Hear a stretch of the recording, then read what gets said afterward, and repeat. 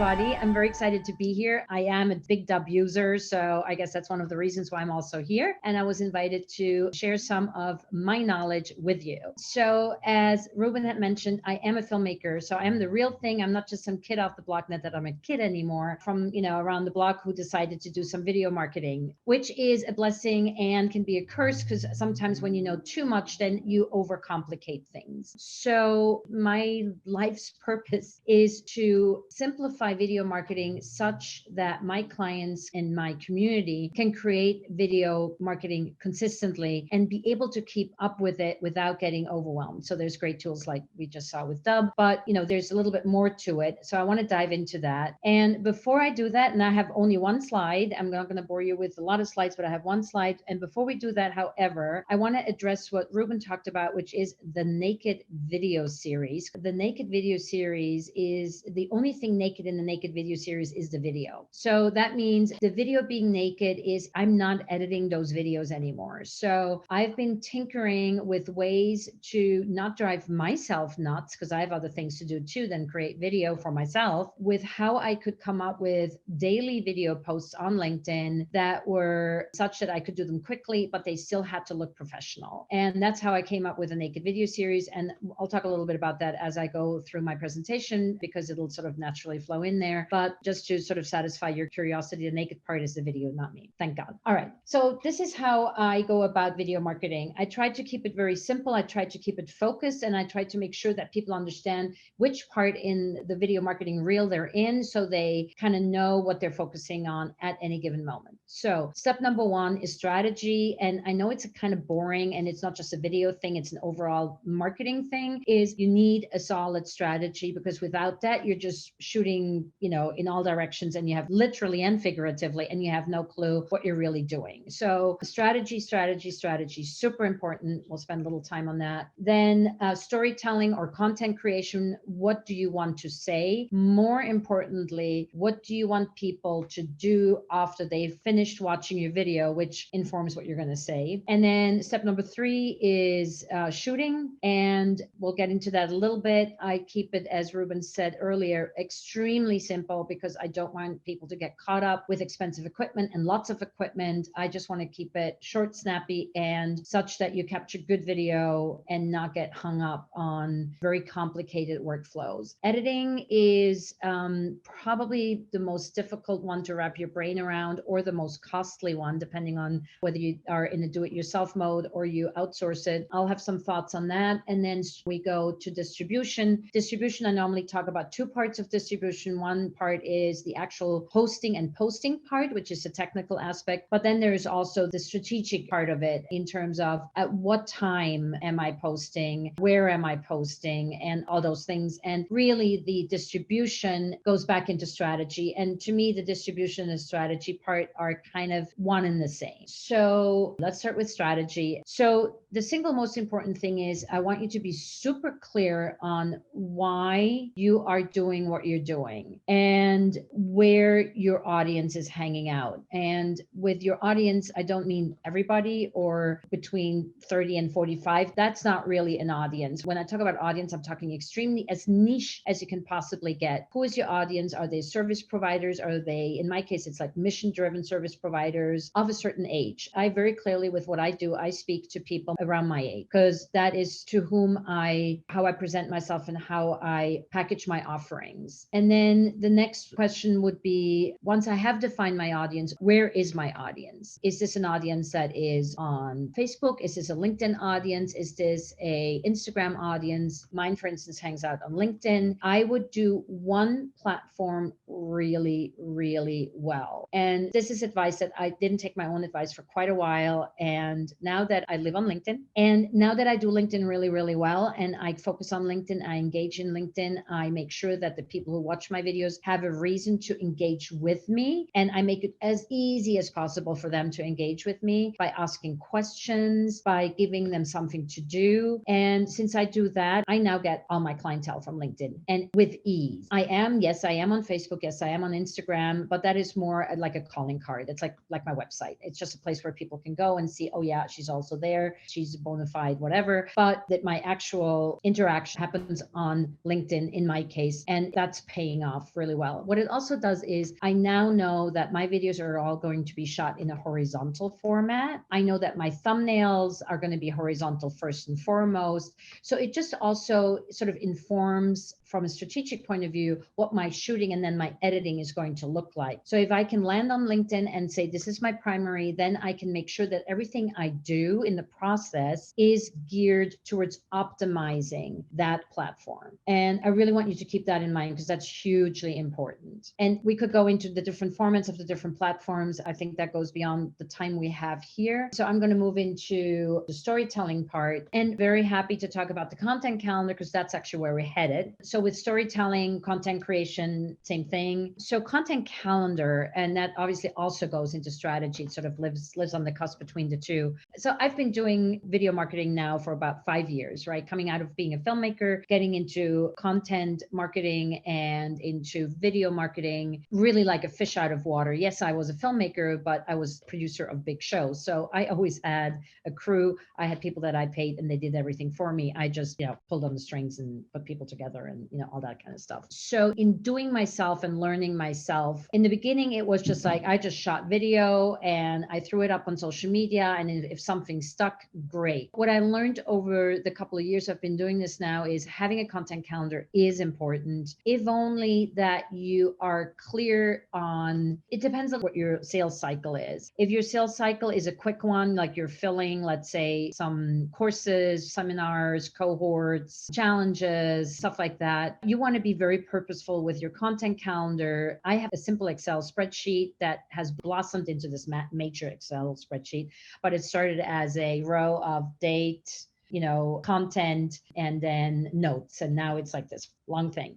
But case in point is, if I know that I am starting a video challenge on November 2nd, Monday, November 2nd, I'll put that into my content calendar as a placeholder. And then I will go backwards for a couple of weeks and say, okay, when am I announcing it? When am I putting up video or other content that speaks to the video challenge? And how much do I just talk about the benefits of what a group activity is, or the benefits of doing something consistently, or the benefit of, what can happen if you do put out consistent video content on a platform for your business, how you can measure the return on investment. And then when am I talking about actual, hey, yo, guys, here I am, I'm having a video challenge, please join me. So much more salesy. So it really is worth it to plan that out. And the planning out also helps you to be consistent. And consistency is really, if I've learned anything in the last couple of years, consistency is sort of the kingdom to having return on investment on your video. And it's not just video, it's any content, right? So it's being consistent on a platform, posting consistently. And video obviously is just the one place where you really can show yourself and how you are, and people can get a sense of how it is to work with you. And this is mostly for service-based providers, which is what I work with to 99.9% of the time. Content calendar, very important just for your own sanity. So you kind of know, like, oh, I'm giving a webinar today with Dubb. So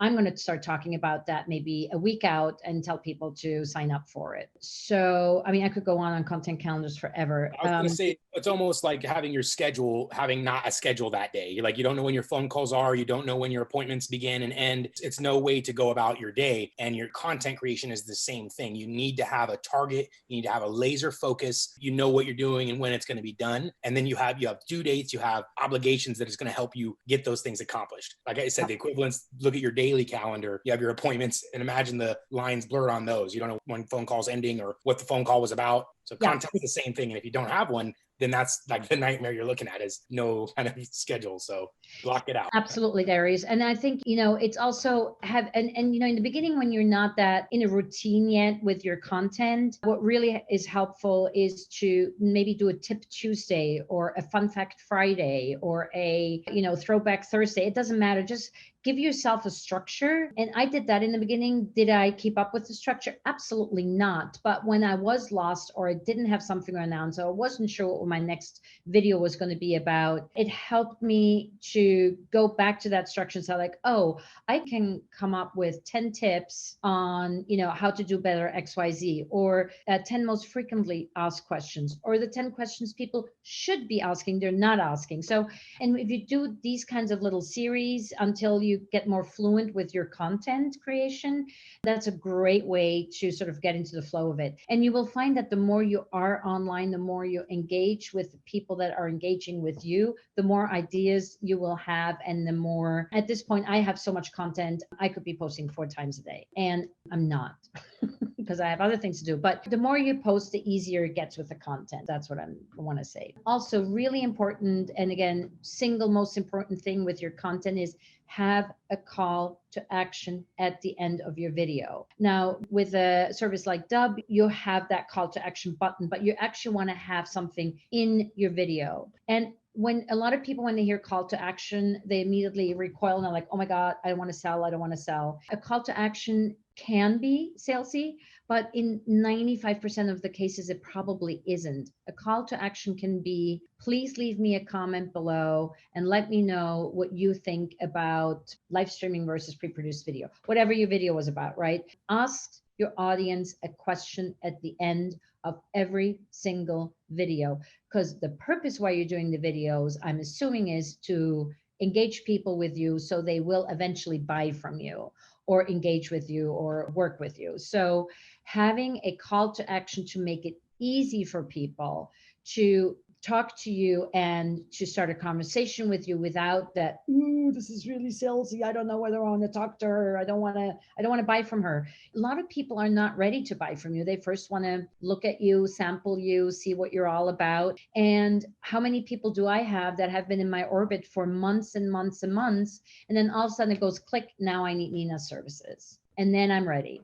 But if I hadn't asked questions and engaged with them all the time, that would not have happened. They probably would have gone somewhere else. So the call to action is really, really, really, really important. This is every video, guys. This is every single one. Like I said at the beginning, you know, when you're creating a video, you have a really specific intention of why you're doing that. I mean, you have your overall thing. I want money, I want sales. Yeah. But there's a reason you created that particular video. And it's because you're looking for people to engage with it. You're like, hey, tell me what you think about this below, or like what Nina described. That verbal call out, that verbal call to action is equally, if not more so important than the buttons below. Because like if you're putting it on LinkedIn, they may not see those buttons when we're uploading it natively. And the verbal call to action is, like I said, super, super important. So I didn't stress that enough in my little demo, that the verbal call to action is always as important in the video. Like click the buttons below. That's a call to action as well. So whatever you want them to do, you absolutely got to instruct them in there to do so at the end or even in between the video.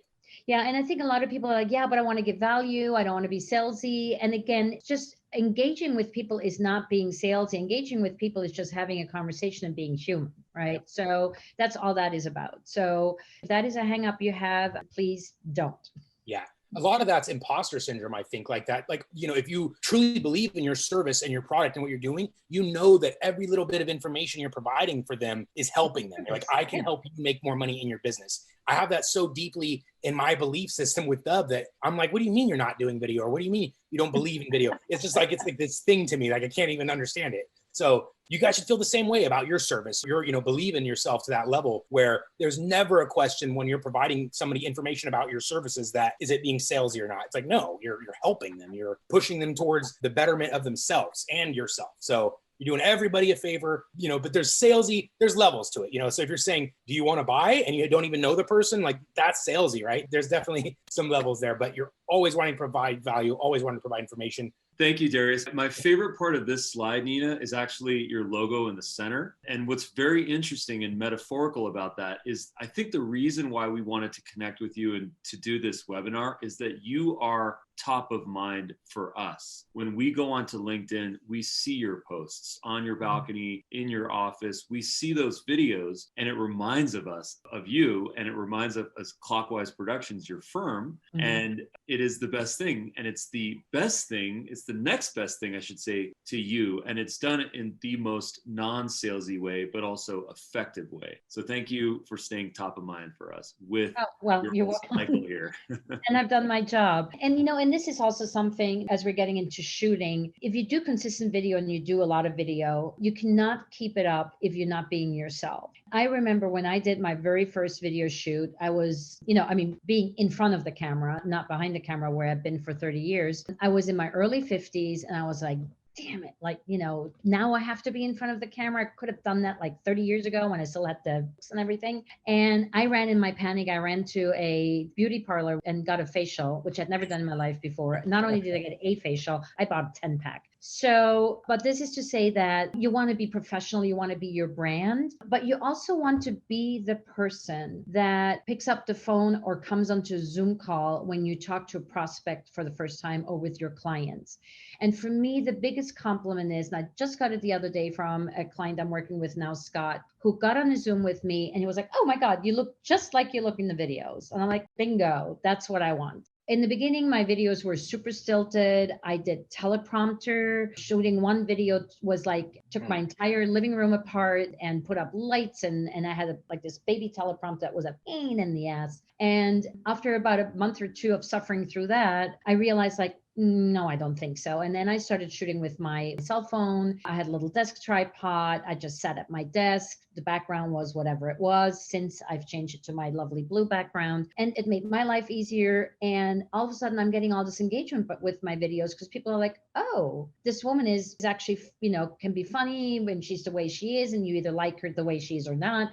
But at least now when I talk to people and I have people in my prospects, I'm talking to clients, they know what they're getting. There's no surprises there. And I think that is really, really important. And just the other day, somebody said like, I have all these great groups that I put together. And as such a great way of you putting groups together and how these groups jive. And I'm like, well, they jive not because I cherry pick or handpick people. It's because those are the kinds of people that are attracted to working with me.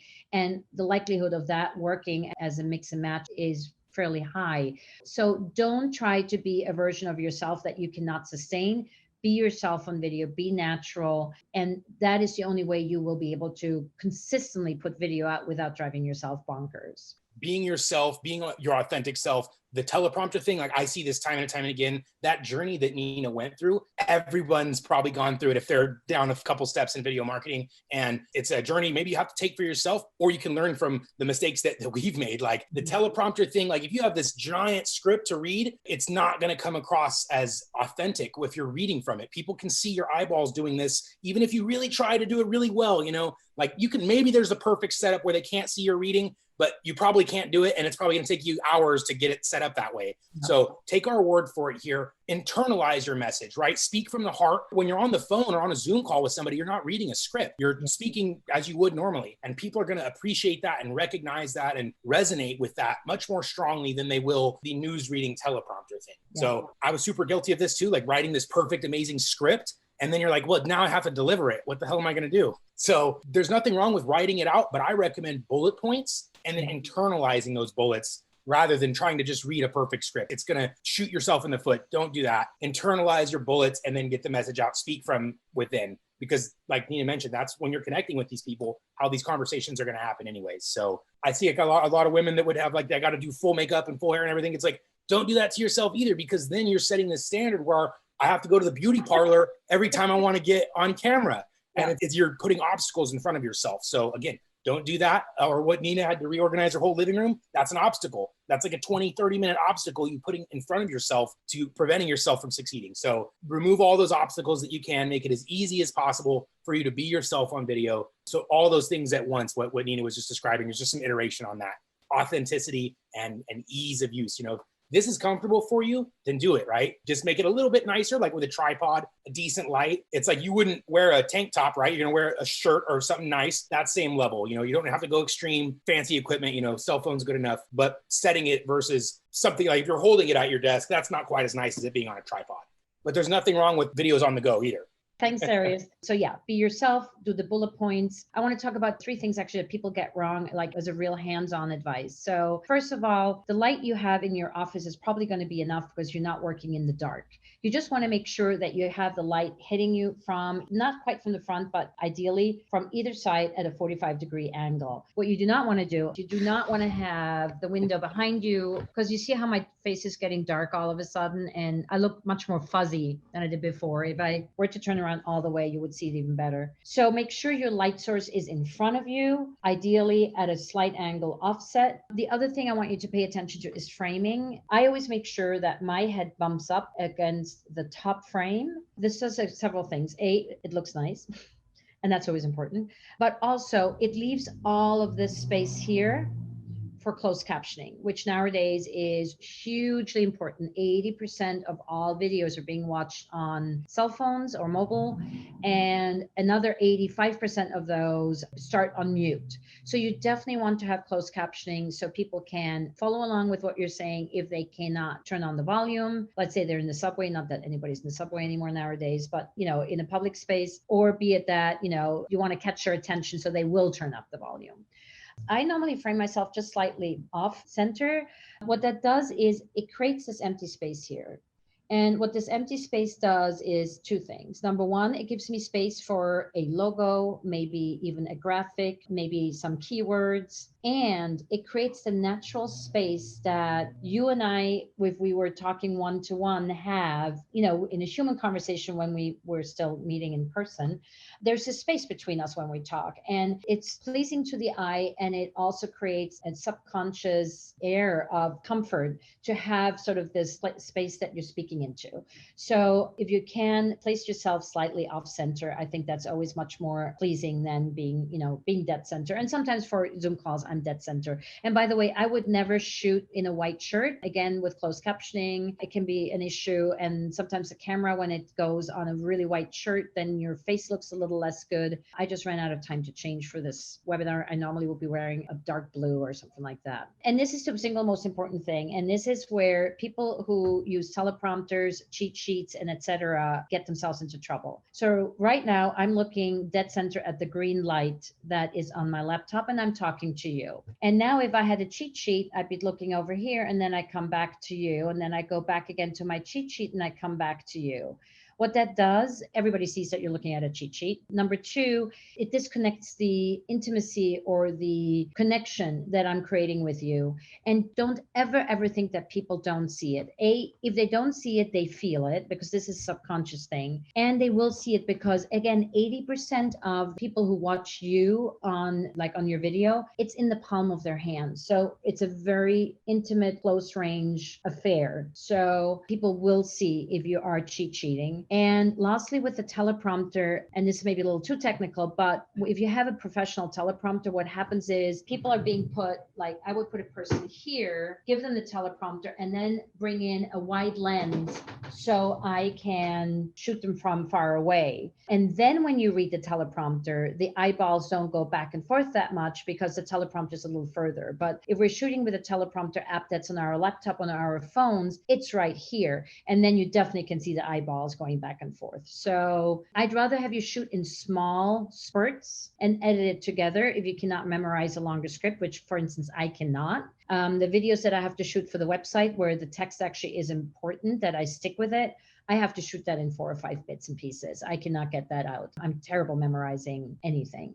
And the naked video series are the things that I do more casual bullet points. And then I'd rather have myself flub than be stilted and prompted or cheat sheeted or trying to memorize my script. And if you have fancy ass equipment that you've never used, please pack it up, and if you still have the receipt, and return it. What you need is a phone or a desktop or laptop with a camera. And the only thing that I would get is something like this. This is just a standing tripod that is by nature designed to be high enough so when it stands on your desk, it actually on eye height with you. And this is the switch pod. It was actually designed by a guy who's a very well-known video marketer himself, and he created it for people like us who want to shoot a lot of video and have a quick and easy setup. And by the way, it also, which is really cool, it folds together so you can use it as a selfie stick, which I rarely do. I'm all about setting it all neatly up and controlling the environment.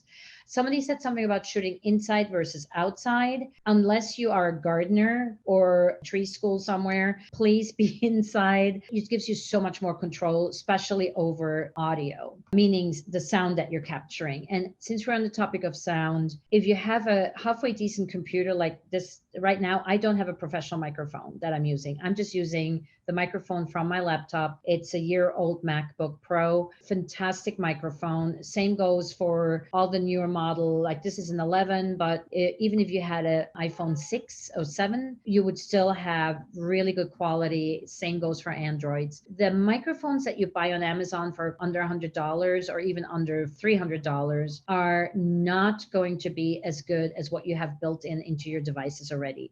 Unless you are far away from the camera, which if your service provider, there's no reason for that, be in front of the camera, then there's no reason to get an external mic. So an external mic is if you're outside and you need to be close to your mouth with the mic so people can actually hear what you're saying, or if you are, for some reason, further away from the camera.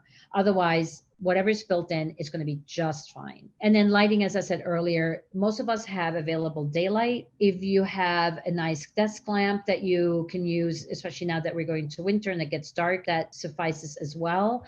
I just bought this puppy here on Amazon. I'm very excited about it. It's a regular desk lamp, but it has this ginormous light panel. So I'm going to be shooting with this come the next couple of months as it gets dark and yucky out. Also, when you frame yourself, make sure that you are on the same height with your eyes as the camera is. So you want that to be a straight line so you don't inadvertently talk down on people or talk up. It just both doesn't look great. You want to be on equal footing and on equal eye height with your sparring partner, so to speak, the person you're talking to. Editing is really the hardest one for me to talk about. If you're a do-it-yourselfer, think about your workflow. So with workflow, I mean, you're shooting a video and now what, right? So the video now sits either on your desktop. Do you know where it sits on your desktop? If you shoot with Dubb, it's very easy because with Dubb, you know, you have a platform and that's where your video lands. And which I love, by the way, with Dubb, it gives you that little countdown so you can, you know, position yourself, hit the button and then be ready, right? So when you're done with the delivery of your script, do not ever look away immediately and be like, oh my God, I'm done. Thank God. What that does is you have no way to end your video nicely. You need a place at the end where you can cut out, like trim your video. So if you go like, oh, and please leave a comment below, bye. I have nothing to edit because as I'm saying bye, I'm already turning my head. Now, where am I going to edit that without it looking idiotic? So when you're done with your video, you say bye-bye or whatever it is that you do. That's what I do. Bye-bye. And now I'm done. Any editor, including yourself, will love you for doing that. So that's just another piece of advice back to editing.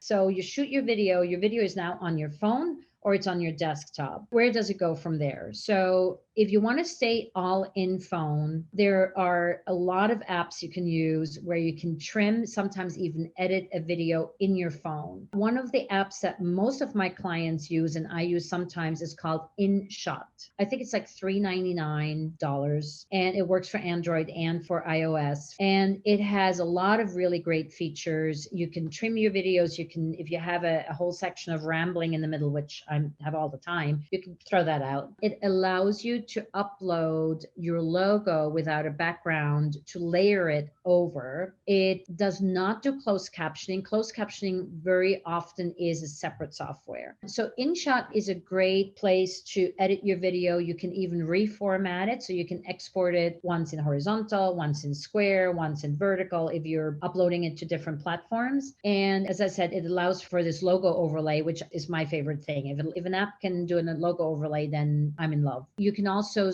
play with the speed of your video. You can put filters on it, all stuff that I don't suggest you do, but it has that capability. iMovie on iOS is a very good software as well. iMovie, last I checked, which is a couple of weeks ago, did not allow you to overlay a logo, which for me renders it kind of unusable because if I'm doing a business video, the one thing I want on there is my logo. Once you edit with something like InShot or iMovie, you can export and then you import it into a closed captioning software.